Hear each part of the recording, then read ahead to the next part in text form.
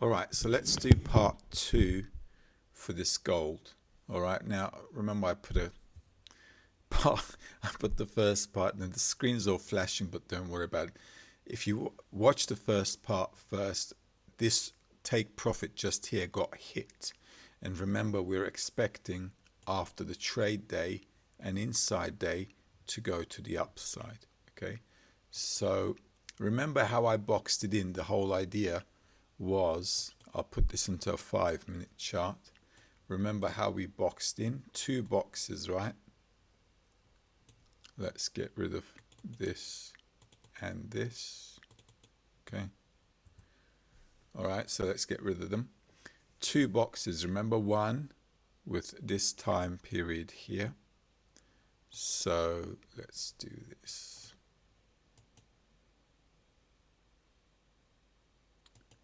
Let's do that. Okay, so this was one box for the time period here. All right, and then remember the second one, I did a second box here. Okay, and let's do that. Sorry, this was one box. It's still there in green. Okay, I'm just highlighting it in yellow. And this is the second box, remember we did. Okay,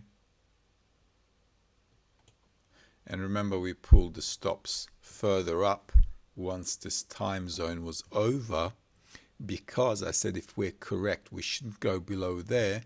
Why? Because this is the low of Asia, remember, and because this is the low of Asia, the market can sometimes sweep down and, you know, sweep London. And now, okay, we're approaching New York, right? It's like, well, we're not in New York yet, but this, you know, pre-trade session, New York pre-trade will be around here. So why is it a good thing? Well, for one thing, let's get rid of those. What we can do here is this.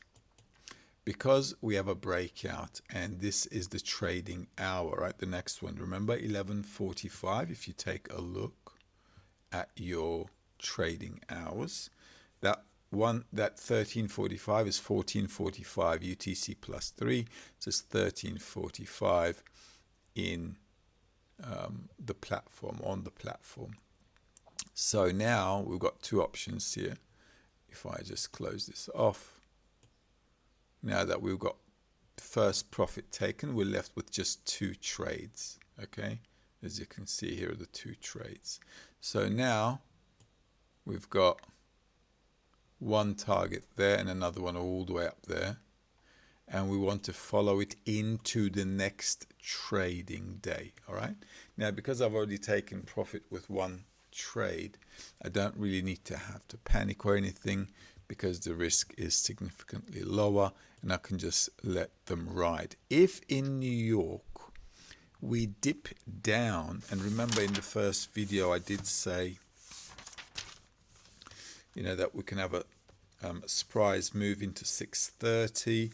So from 6 to 630 is going to be a time for us, and also today being the 11th, we've got 445 as well. All right, if there is news, your setup is at 245. I didn't check if there was news, I just don't have to. Okay, and 445, and then we've got 555 to 630. If we find direction, that should take us to 720, like I said, and then if that holds, the direction should continue, so we should all be honky-dory. All right, so as you can see, that panned out well. So now I can actually get rid of this, because now we've got a parabolic shoot, as you can see, right into there. What caused that? If you've taken timing from me, okay, what caused that is your 245 to 445. Check your 245 on the H, okay, on the H chart, and on the H chart you'll see something where surprise meets volume. All right, and that is why. So that is why it should take us to 245, which is 145 on the platform. All right, now if you Now let's do this. Now we can get rid of these boxes now because we've boxed them out and it's all good. If you entered, this is exactly how the box would have worked, right? Remember, this is how I entered when I boxed in this one. If you boxed in that one, you would have done the same. You just go in with the breakout. This is exactly the place where you would have entered the trade. So we're not doing anything irregular. All right. Now, if you entered the trade now after that boxing, like I showed in the first video, unfortunately, not a lot of people watched it. I think there was just one person who watched it, but never mind. It's a case study for the future as well. Now, what we can do is just wait for any pullback into a trading hour and push to the upside, and that's fine. Like I said, we've already taken some profit as well, so the risk is reduced as well, and it's all honky-dory. Do I have to do anything?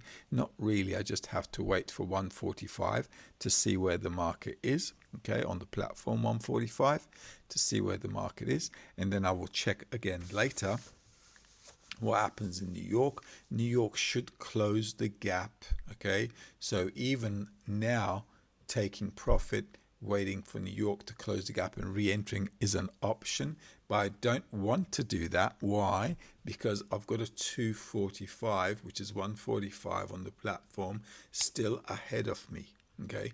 And I know that, that has got a push and a drive, so, why get out when the market has potential to push into that hour even more? So there's no need to. This is why knowing the hours is really a blessing, and you can trade really calm and cool with your risk minimal and your profit maximum. Okay, so I'm not going to do a follow-up part 3 for the case study, but what you should take home with that is until the next trading day, we should be following it to the upside, right? And the next trading day is in the members area, so just follow that through and watch the hours as well as we follow into the trading day, match the hours, match the pricing target, then you can manage your trade. It's all just piece of cake.